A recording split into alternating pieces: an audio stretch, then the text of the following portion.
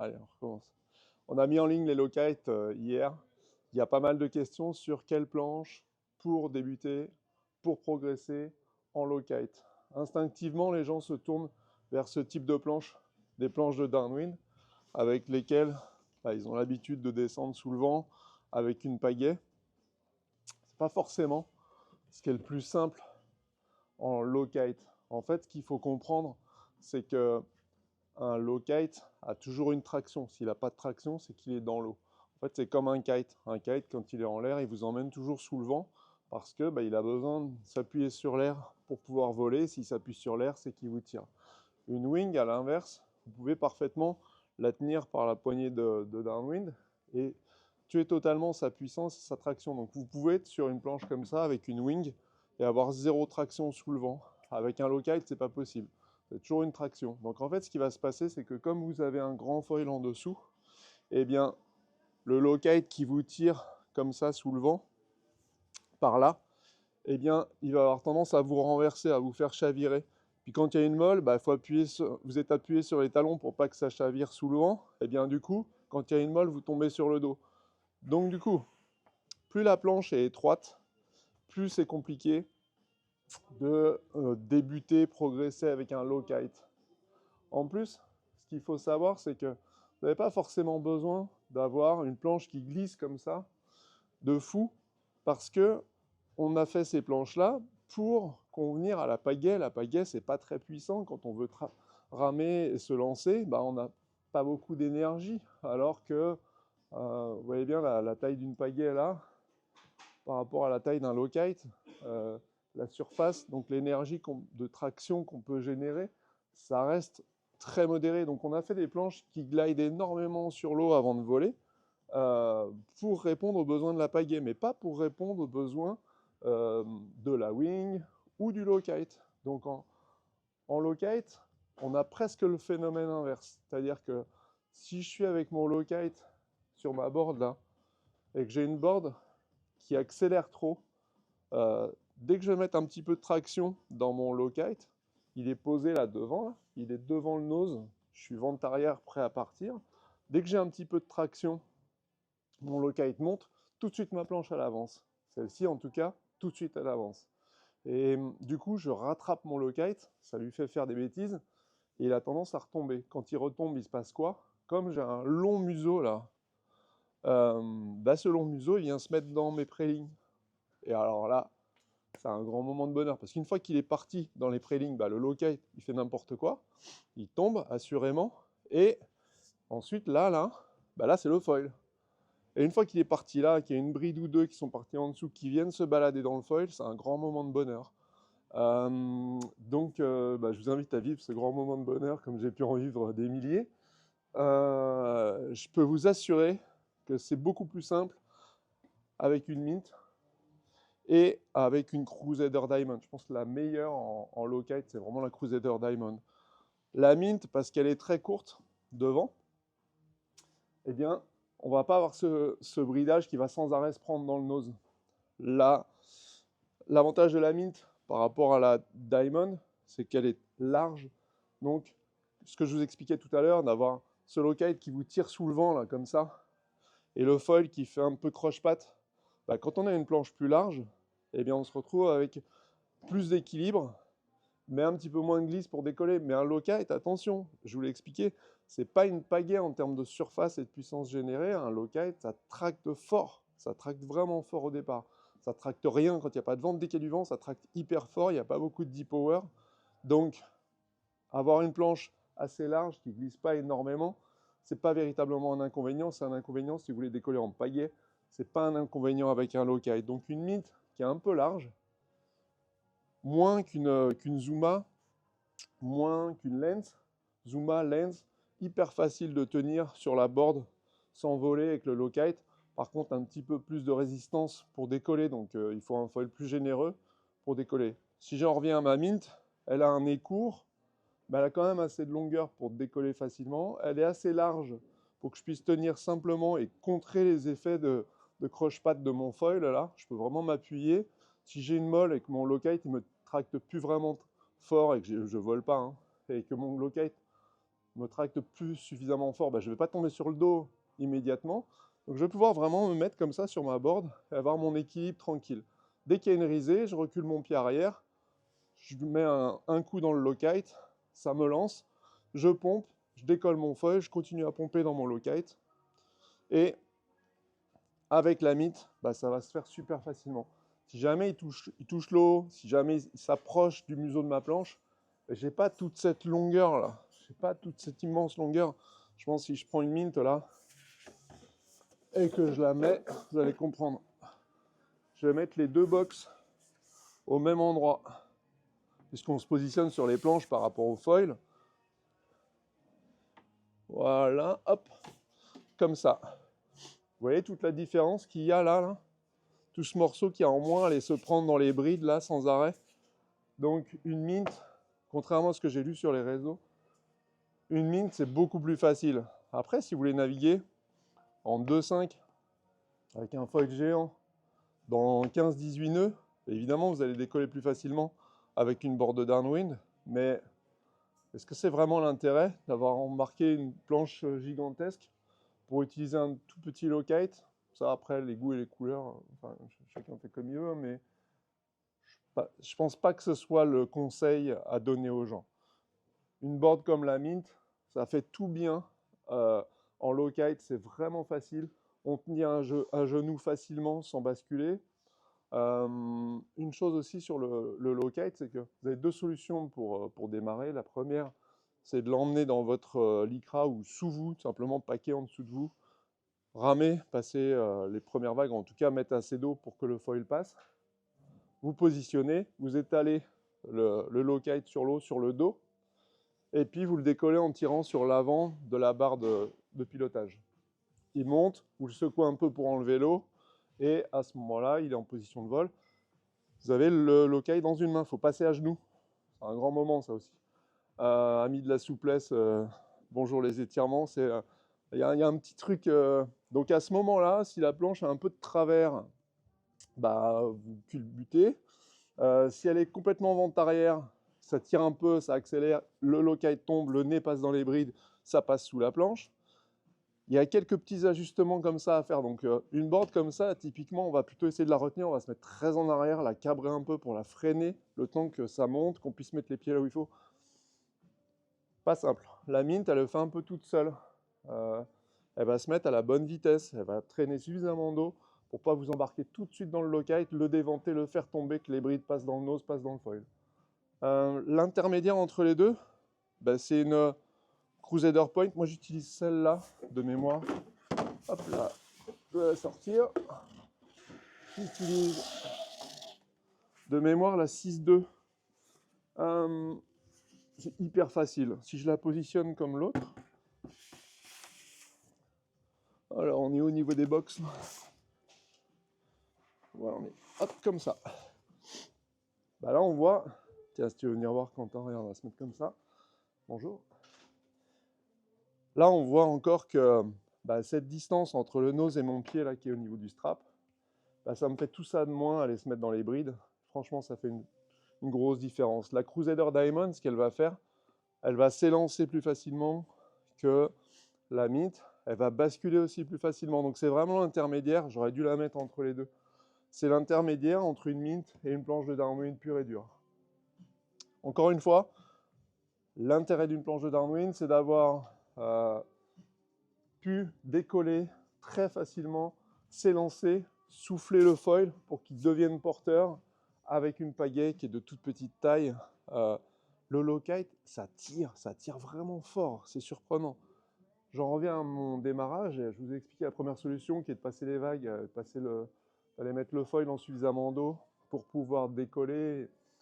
Donc on étale le foil, on étale le low kite comme ça là, devant la board et on décolle. Deuxième solution, je décolle à terre, j'ai mon low kite qui est en l'air, je passe les vagues avec ma planche sous le bras, je pose ma planche, là le low kite il me tire tout le temps, hein. Je pose la planche, donc si elle est au vent, jamais je monte dessus, donc il faut que je la passe en dessous de moi, je monte sur la planche, j'oppose un peu, parce que sinon je culbute et je pars dans le low kite, il tombe, je dois le redécoller. Donc avec une board qui est très longue, très étroite, qui va facilement basculer sous le vent, c'est pas simple, c'est pas évident du tout. Avec une board comme une Mint, super facile. Avec une board comme une Crusader, facile. Et en plus, avoir l'élan pour se lancer avec un low kite assez sous-toilé. Je voudrais faire un petit point aussi. Il y a deux choses à aborder. Il y a les straps et il y a le monopôt ou double pot. Avec un monopôt, tout est facile parce qu'en fait, c'est sans conséquence. Quand vous faites une erreur, ça tombe dans l'eau, vous la remettez, ça redécolle. Quand vous avez compris comment défaire les nœuds dans les brides parce que vous avez passé la barre en tombant dans un truc, un machin, il ne peut pas y avoir de nœuds, donc c'est juste une boucle dans une boucle. Une fois que vous avez maîtrisé ce truc-là, en gros, c'est facile. Ça ne se passe pas grand-chose.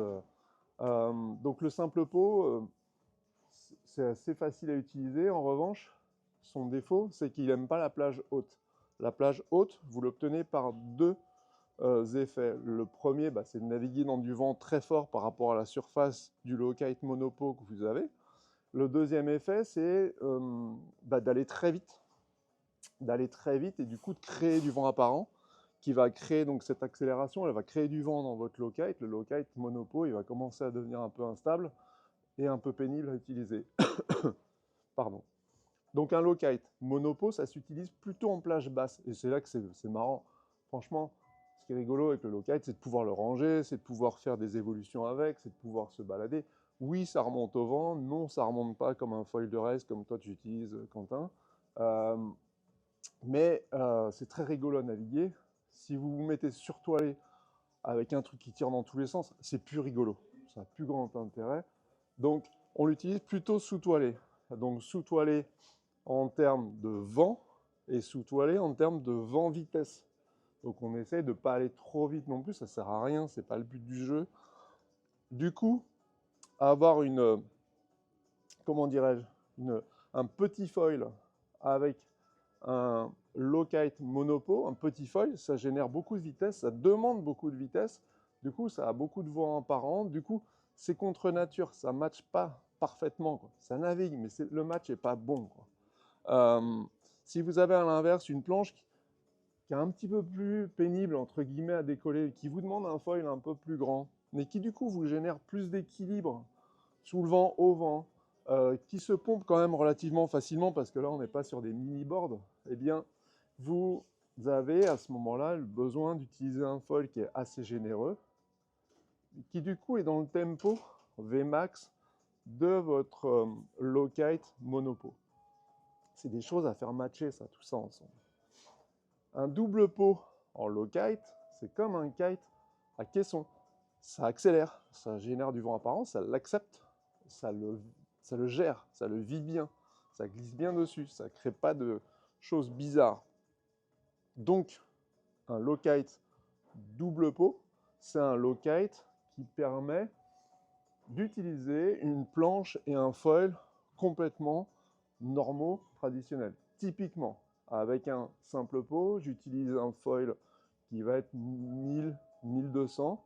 Avec un double pot, je vole avec un foil en 700, Malo 600. Il est plus tonique que moi, il est en 600, moi je suis en 700. Avec une board normale.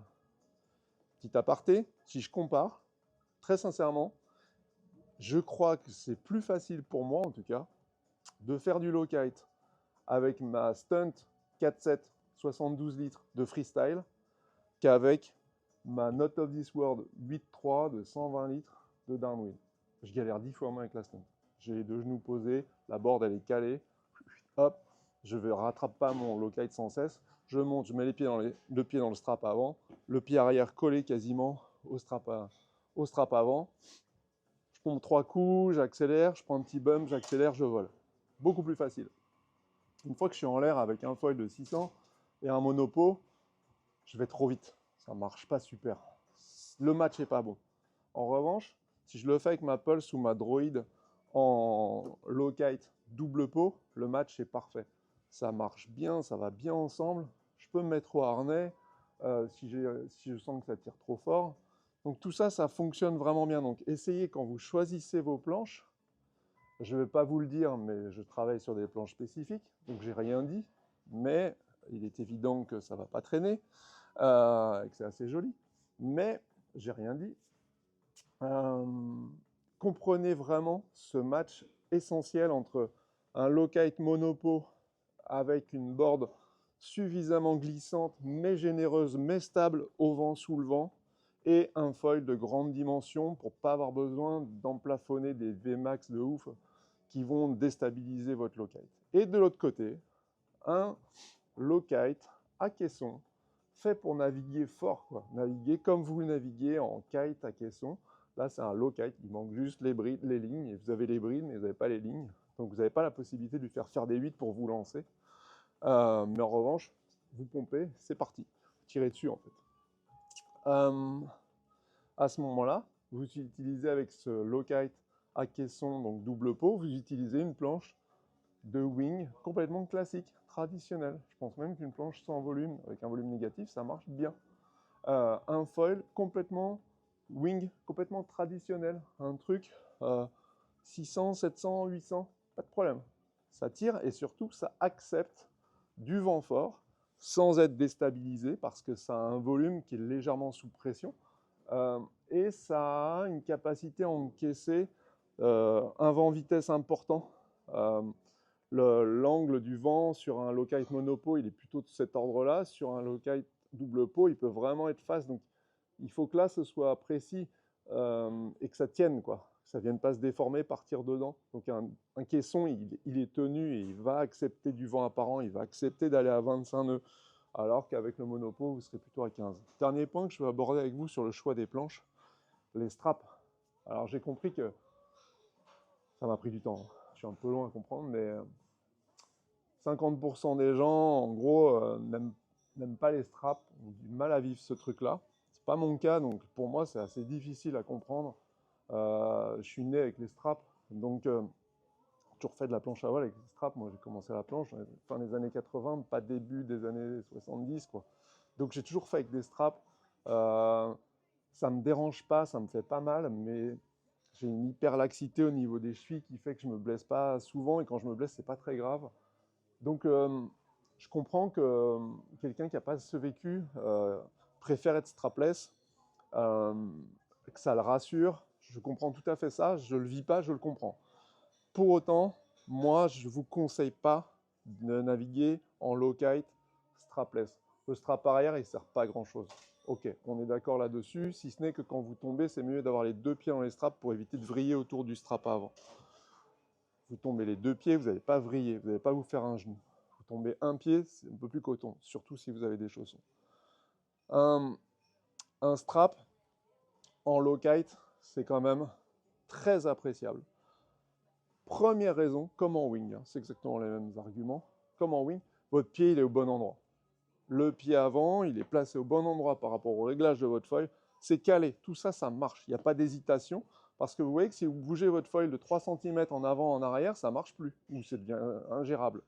Bah, votre pied bougé de 3 cm, sans strap, c'est rien, c'est imperceptible. Quelqu'un qui est très très bon, il le sent instantanément, mais ce n'est pas ce dont on parle. On parle de gens qui découvrent la pratique.